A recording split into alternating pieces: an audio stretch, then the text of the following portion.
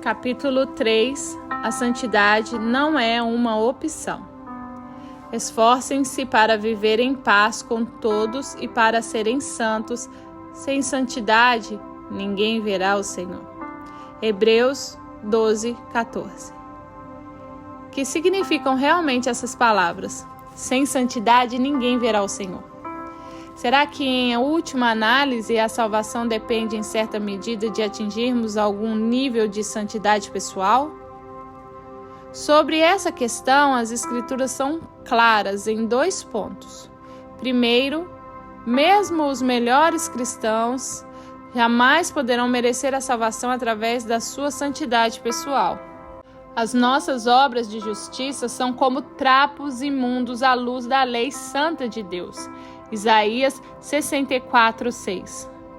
As nossas melhores obras estão manchadas e poluídas com imperfeição e pecado. Como um dos santos de há vários séculos afirmou, mesmo as nossas lágrimas de arrependimento precisam ser lavadas no sangue do Cordeiro. Segundo, as Escrituras referem-se repetidamente à obediência e justiça de Cristo a nosso favor. Logo, assim como por meio da obediência de um só homem, muitos foram feitos pecadores, assim também por meio da obediência de um único homem, muitos serão feitos justos. Romanos 5:19. Pois também Cristo sofreu pelos pecados de uma vez por todas, o justo pelo injusto, para conduzir-nos a Deus. 1 Pedro 3:18. Essas 2 passagens ensinam um duplo aspecto da obra de Cristo a nosso favor. São muitas vezes referidas como se aplicando a sua obediência ativa à sua obediência passiva. Obediência ativa significa a vida imaculada de Cristo aqui na terra. A sua perfeita obediência é a absoluta santidade. Essa vida perfeita é acreditada aos que confiam nele para a sua salvação. A sua obediência passiva tem a ver com a sua morte na cruz, através do qual ele pagou plenamente o castigo dos nossos pecados e aplacou a ira de Deus para conosco. Em Hebreus 10, versos 5 ao 9, lemos que Cristo veio para fazer a vontade do Pai. Depois, o escritor diz: pelo cumprimento dessa vontade fomos santificados, por meio do sacrifício do corpo de Jesus Cristo, oferecido uma vez por todas. Hebreus 10:10. Vemos, assim, que a nossa santidade diante de Deus depende inteiramente da obra de Jesus Cristo por nós, pela vontade de Deus. Será que Hebreus 12:14 se refere então à sua santidade que temos em Cristo? Não, pois nesse ponto o autor fala de uma santidade que devemos buscar, que devemos nos esforçar. Esforce-se para serem santos. E sem essa santidade, diz o autor, ninguém verá o Senhor. As Escrituras falam tanto da santidade que temos em Cristo diante de Deus, como de uma santidade que devemos buscar. Esses 2 aspectos da santidade completam-se mutuamente, pois a nossa salvação é uma salvação para a santidade, porque Deus não nos chamou para a impureza, mas para a santidade. 1 Tessalonicenses 4, verso 7. Aos Coríntios, Paulo escreveu: a Igreja de Deus que está em Coríntios, aos santos em Cristo Jesus e chamados para serem santos. 1 Coríntios 1:2. O termo santificados aqui significa feitos santos. Isso quer dizer que, por Cristo, somos feitos santos. Quando nos apresentamos diante de Deus e chamados a ser santos na nossa vida diária. O escritor de Hebreus está, portanto, dizendo-nos que devemos considerar seriamente a necessidade de santidade prática e pessoal. Quando o Espírito Santo entra nas nossas vidas, no momento da nossa salvação, vem para nos fazer santos na prática. Se não existe pelo menos um desejo ardente no nosso coração de vivermos uma vida santa que agrade a Deus, temos de nos interrogar seriamente se a nossa fé em Cristo é genuína.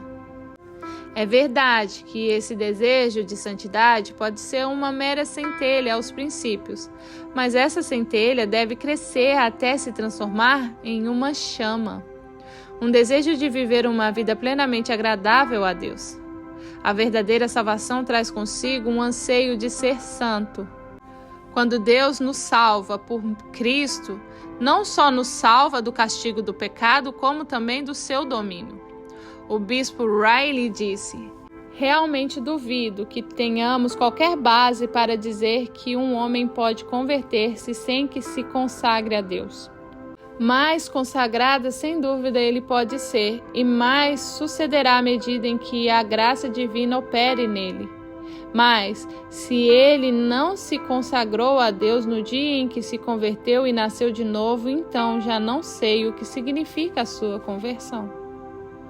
Todo o objetivo da nossa salvação é que sejamos santos e irrepreensíveis em sua presença. Efésios 1:4.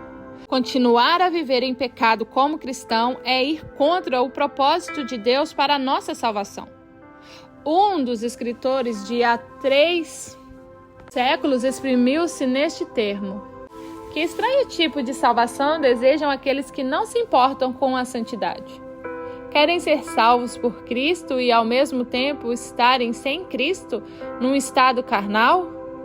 Querem os seus pecados perdoados, mas não para poderem andar com Deus em amor no futuro, mas para poderem praticar a sua inimizade contra Ele sem qualquer receio do castigo? A santidade não é, portanto, necessária como condição da salvação, pois isso seria salvação pelas obras, mas como uma parte da salvação que é recebida pela fé em Cristo. O anjo disse a José: você deverá dar-lhe o nome de Jesus, que significa o Senhor que salva, porque ele salvará o seu povo dos seus pecados. Mateus 1:21. Podemos, pois, dizer que ninguém pode confiar em Cristo para uma verdadeira salvação, a não ser que confie nele para a santificação.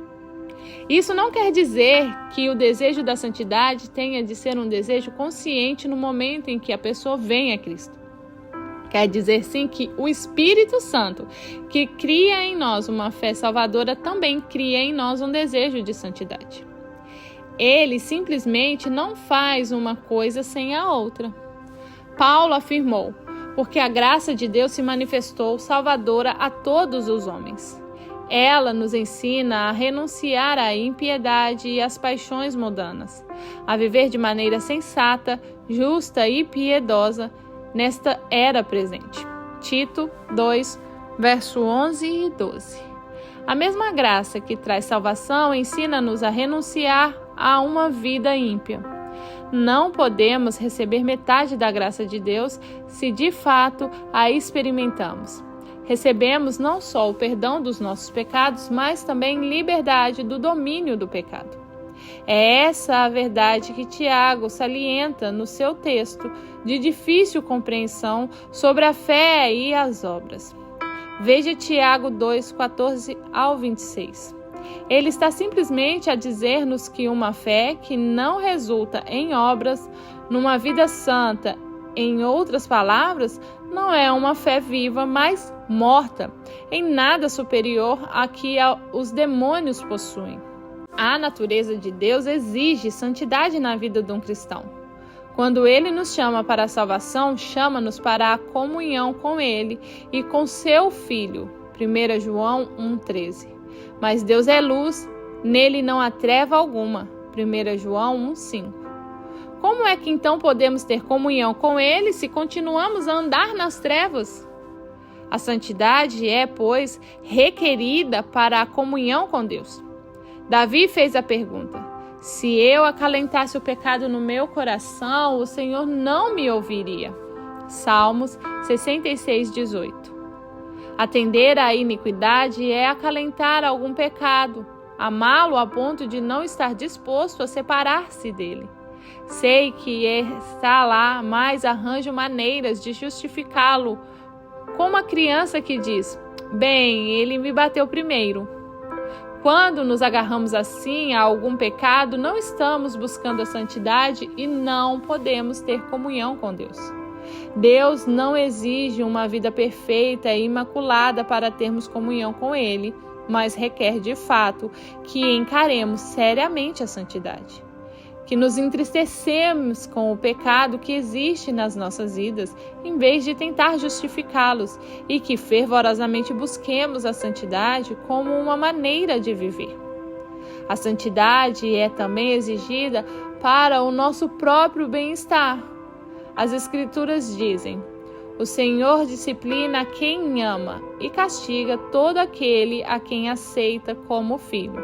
Hebreus 12:6. Essa afirmação pressupõe a nossa necessidade de disciplina, pois Deus não é levado por um capricho ao aplicá-la. Ele disciplina-nos porque nós precisamos de disciplina. Persistir na desobediência é aumentar a nossa necessidade de correção e disciplina. Alguns dos cristãos de Corinto persistiam em desobediência ao ponto de Deus ter de lhes tirar a vida. 1 Coríntios 11:30. Davi descreveu deste modo a disciplina do Senhor. Enquanto eu mantinha escondidos os meus pecados, o meu corpo definhava de tanto gemer, pois dia e noite a tua mão pesava sobre mim. Minhas forças foram se esgotando, como em tempos de seca. Salmos 32, 3 e 4. Quando Deus nos fala acerca de algum pecado, temos de dar atenção e agir. Não resolver o problema desse pecado é arriscarmos-nos a ser salvo da correção do Senhor. Numa manhã gelada, quando entrava com o carro para o recinto da sede do The Navigators, onde trabalhava, o carro escapou-me do controle e foi bater num poste de vedação. Outra pessoa em situação semelhante já tinha entortado esse poste e eu apenas aumentei a curva. Não disse nada ao administrador da propriedade a despeito de diversos impulsos suaves que Deus me deu neste sentido. 2 semanas mais tarde tive outro ligeiro acidente. Depois de mais de 15 anos sem qualquer acidente ao volante, senti que Deus estava tentando despertar a minha atenção. Chamei, portanto, o administrador, comuniquei-lhe o meu primeiro acidente e ofereci-me para pagar um poste novo. Como Pedro disse, portem-se com temor durante a jornada terrena de vocês. 1 Pedro 1,17. Deus leva a sério o problema da santidade na vida dos seus filhos e irá corrigir-nos até a alcançarmos. A santidade é igualmente necessária para um serviço eficaz a Deus. Paulo escreveu a Timóteo: se alguém se purificar dessas coisas, será vaso para a honra, santificado, útil para o Senhor e preparado para toda a obra. 2 Timóteo 2:21. Santidade e utilidade andam juntas. Não podemos oferecer nosso serviço a Deus num vaso impuro. Aquele que torna o nosso serviço eficaz, que nos dá poder para o serviço, é o Espírito Santo. Repare bem que ele é chamado Espírito Santo, ou Espírito de Santidade. Quando cedemos à nossa natureza pecadora e permanecemos na impiedade, o Espírito de Deus é entristecido, Efésios 4:30, e não fará prosperar o nosso serviço. Não se trata aqui de momentos em que caímos em tentação, mas logo buscamos o perdão e a purificação de Deus. Trata-se sim de vidas que são caracterizadas por um viver ímpio. A santidade é também necessária para a nossa segurança da salvação. Não no momento da salvação, mas no decurso da nossa vida. A verdadeira fé revela-se sempre pelos seus frutos. Portanto, se alguém está em Cristo, é nova criatura. As coisas antigas já passaram. Eis que tudo se fez novo. 2 Coríntios 5:17. Lembro-me de um jovem cristão há pouco tempo que foi visitado pelo pai. Já não o via há vários anos, mesmo antes de ter se convertido. Estava, portanto, ansioso por falar com ele da sua fé e nós oramos juntos para que o jovem pudesse ser uma testemunha eficiente para o pai. Alguns dias mais tarde, perguntei-lhe como é que tinha decorrido esse testemunho. Disse-me então que o pai explicou que tinha confiado em Cristo como seu Salvador quando um dia foi à frente com 10 anos de idade num culto de evangelização. Perguntei então a esse rapaz: em todos esses anos, notaste alguma evidência de que ele era cristão? A sua resposta foi não. Que razão temos para confiar na salvação deste homem? Ele já tinha quase 60 anos e nunca dera a seu filho qualquer evidência de que era cristão. A única evidência segura de que estamos em Cristo é uma vida santa. João afirmou que todo aquele que tem em si a esperança da vida eterna purifica-se a si mesmo como Cristo é puro. 1 João 3,3. Paulo declarou: porque todos os que são guiados pelo Espírito de Deus são filhos de Deus. Romanos 8,14. Se não sabemos nada dessa santidade, talvez não convençamos a nós mesmos que somos cristãos, mas não temos o Espírito Santo em nós. Assim, todo aquele que professa ser um cristão deve perguntar a si mesmo: haverá evidências de santidade prática na minha vida? Será que desejo e busco a santidade? Será que sinto tristeza com a falta dela? E fervorosamente procuro a ajuda de Deus para ser santo?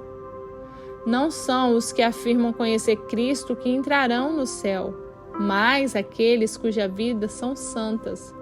Mesmo os que fazem grandes obras cristãs não entrarão no céu, a não ser que também façam a vontade de Deus. Jesus disse: nem todo aquele que diz Senhor, Senhor, entrará no reino dos céus, mas apenas aquele que faz a vontade de meu Pai que está nos céus. Muitos me dirão naquele dia: Senhor, Senhor, não profetizamos em teu nome? Em teu nome não expulsamos demônios e não realizamos muitos milagres? Então eu lhes direi claramente: nunca os conheci. Afastem-se de mim, vocês que praticam o mal. Mateus 7, verso 21 ao 23.